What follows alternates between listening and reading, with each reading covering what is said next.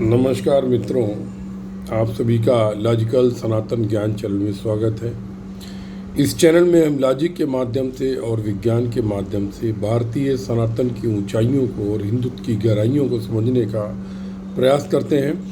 आपके प्रश्नों का, आपकी जिज्ञासाओं का निरंतर स्वागत है। आप मुझे अपना नाम पता देते हुए वीडियो बनाकर पर्सनल नंबर पर व्हाट्सएप करें। आपकी किसी भी प्रकार की जिज्ञासा का, शंका समाधान का निवारण करने का प्रयास किया जाएगा। इसी श्रृंखला में मैंने अभी एक दिन पहले कैलाश पर्वत के अंदर की बात की थी और उसके बाद कल रात ध्यान में मुझे ऐसा लगा कि ये शंग्रीला और ये शाम्बला वगैरह ये जो नाम लिए जाते हैं, इनके अर्थ क्या हैं। तो उसमें भी जो कुछ देखा वो आज एक प्रश्न आ गया एक मित्र का इसी से संबंधित, और कल ही सहयोग से इसको समझने का प्रयास किया था। लेकिन उसके पहले मैं एक निवेदन करना चाहता हूँ। देखिए, मैं बहुत साधारण इंसान हूँ, रिटायर्ड हूँ, भाभा अनुसंधान केंद्र में वैज्ञानिक अधिकारी के पद पर रिटायर रहा, कवि के रूप में देश भर में कविताएं पढ़ी, और ये प्रभु की लीला रही कि बचपन से लेके आज तक मैंने अपनी जीवनी, अपने जो बचपन से लेकर अब तक चमत्कारी आश्चर्यजनक अनुभव हुए हैं, विज्ञान की बुद्धि से और सोच से परे, उनको अपने ब्लॉग पर 13 भागों में जीवनी के रूप में लिख दिया है। नीचे आपका लिंक फिर से एक बार दे देता हूँ,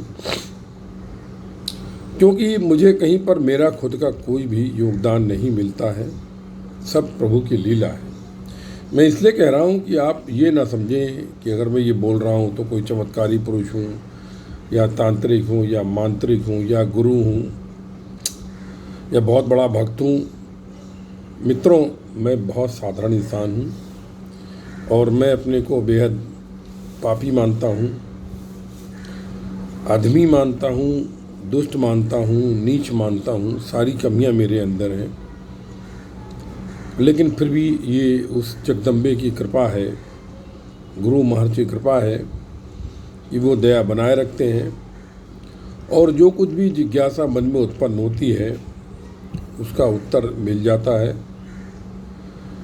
जैसे कि ब्रह्मांड की उत्पत्ति, सहस्रार की यात्रा, अभी कैलाश के अंदर की यात्रा, ये कैसे होती है, क्यों होती है, ये मुझे नहीं पता। और आप ये सोचें कि हर बार होती है, ऐसा नहीं है। हर बार गधैया पकौड़ी नहीं खाती है, वही वाली कहावत है। बस ये है कि सब प्रभु की लीला है, मुझे कुछ नहीं मालूम कैसे घटता है। ध्यान और धारणा के माध्यम से प्रयास करते हैं, अचानक ही कभी कुछ घटित होने लगता है, चित्र सामने आ करके उसकी व्याख्याएं होने लगती हैं, जैसे कि कोई समझा रहा हो। कोई मुझे महापुरुष ना समझे, महान पुरुष ना समझे, सिद्ध पुरुष ना समझे या हिमालय निवासी ना समझे। भैया, मैं कभी हिमालय नहीं गया हूँ, बहुत अदना सा छोटा सा पर आदमी हूँ, और जीवन का जो समय बचा है वो सनातन की सेवा को समर्पित कर दिया है। लोगों को सनातन की गहराइयों को और हिंदुत्व की ऊंचाइयों को बताने का प्रयास करता हूँ, विज्ञान के माध्यम से, सही तरीके से। आप इसको गलत भी मान सकते हैं, सही भी मान सकते हैं, ये आपके ऊपर, मैं कोई दावा नहीं करता हूँ। लीजिए, प्रश्न सुनिए क्या है। गुरु जी प्रणाम, मेरा नाम ऋषिराज, आपका शिष्य। मैं प्रयागराज में रहता हूँ और शंग्रीला के बारे में आपने बताया था, उसके बारे में जानकारी चाहता हूँ। वहाँ कैसे जाया जा सकता है, उसके बारे में पूछना था।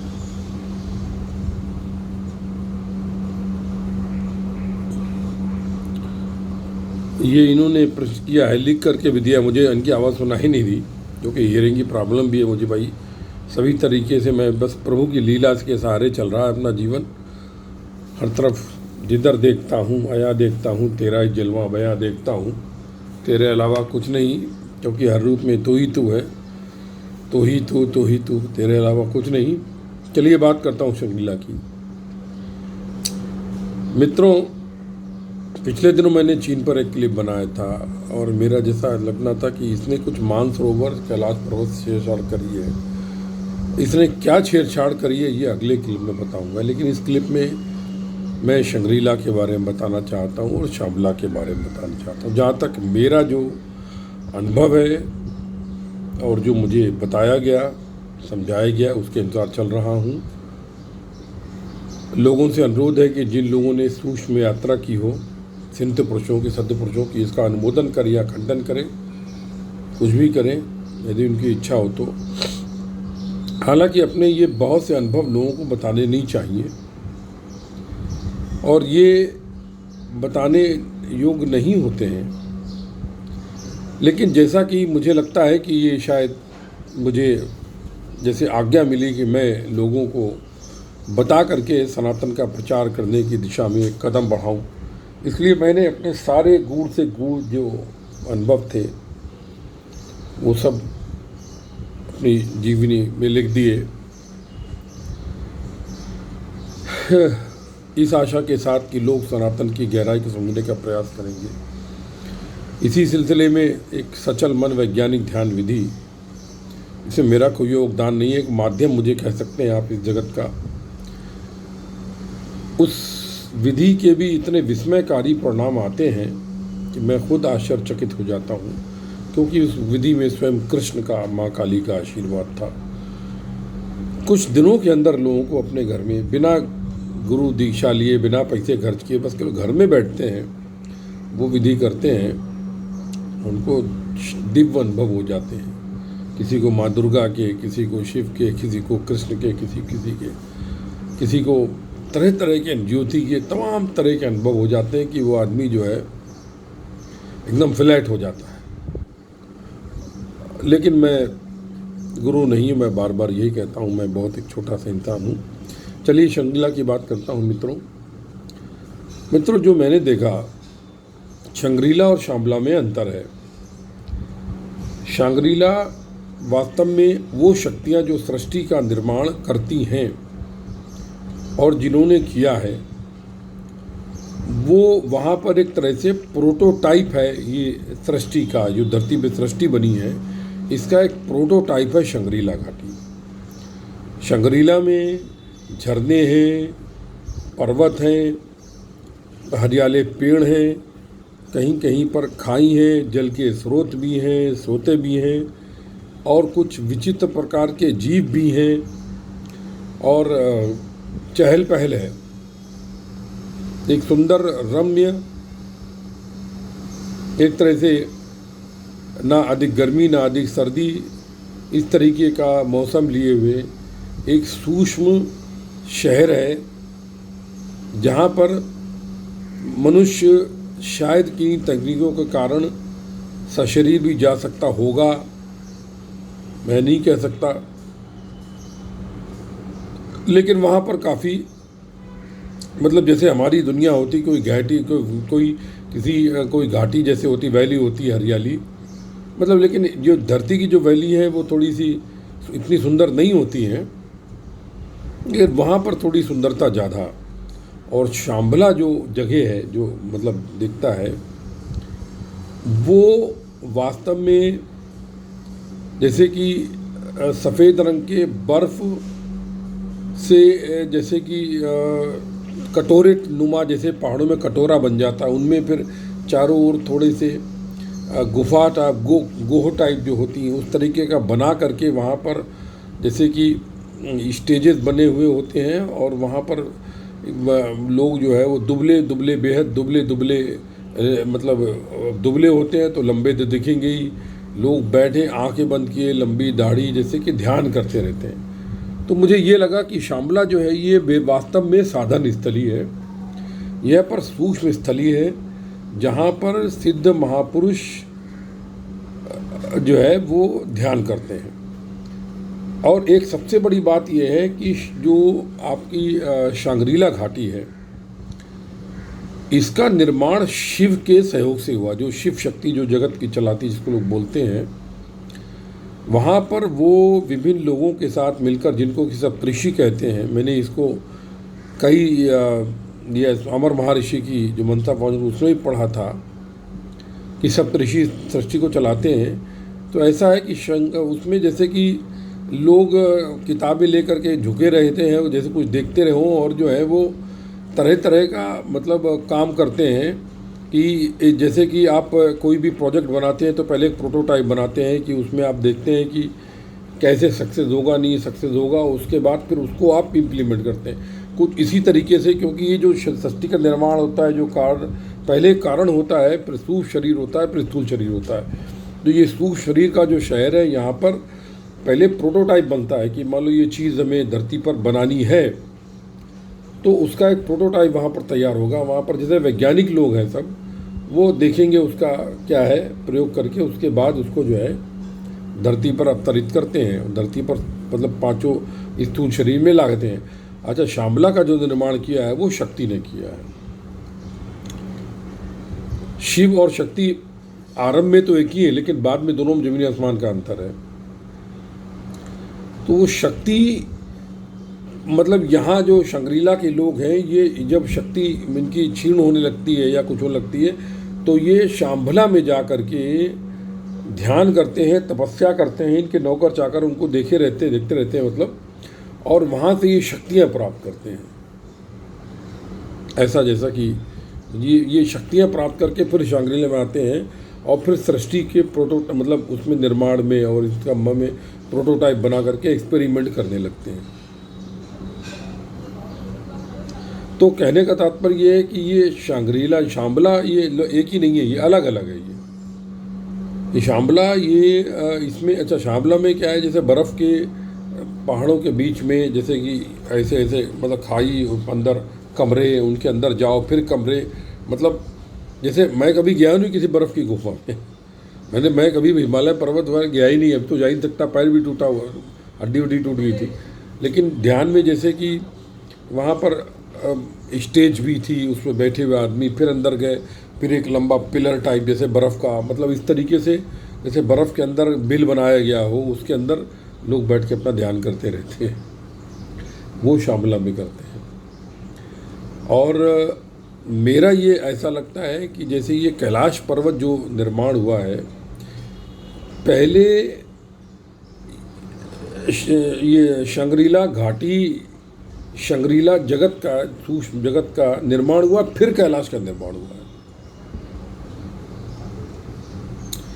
कैलाश एक अलग पॉइंट बनाया गया है जो कि विभिन्न लोकों में जाने का मार्ग प्रदान करता है। जैसे कि मैं पता नहीं कहाँ गया था गुरु महाराज के साथ, मैंने बताया उसमें, अब वो हो सकता है सतलोक हो, तपलोक हो, क्या हो मुझे पता नहीं, वहाँ पर सब तपस्वी थे।